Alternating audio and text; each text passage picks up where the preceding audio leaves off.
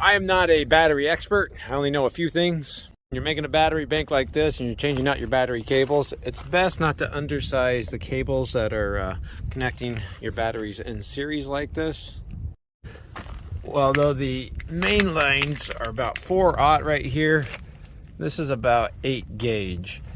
We could probably get away with 2/0 or even 1/0 in between the batteries right here, but keeping it close to whatever's being used for the draw or the load side is going to be best practices, especially when you're connecting the parallel sides too. It's also not ideal to use bad crimps. And now you know why I got all those battery cables.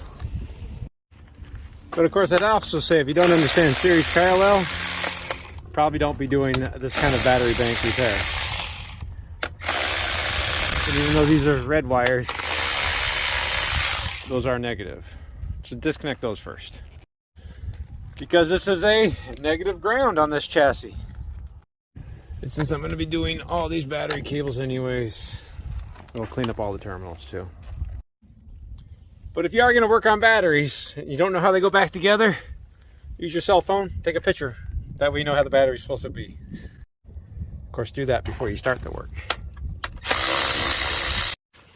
Make sure you clean the post and all the battery cables too. A wire brush makes it a little bit easier.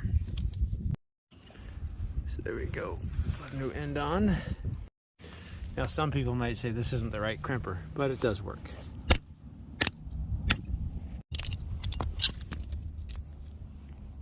Yeah, that'll work. Go ahead and mark it with some shrink wrap. Just like that. All right. There we go. Right size cables for the job to be done. Unfortunately, battery manufacturers change the location of their terminals, which makes the factory ones no longer accessible, and you have to make new cables. And of course, for whatever reason, they like to make the threaded post even shorter now. So there's only so much room available on these threads for all these battery cables. Don't forget, on lead acid batteries, we need to put some corrosion prevention on there to prevent the mess that was happening before. The last thing I have to do is close it up and make sure all the cables are not going to rub on anything. There it is.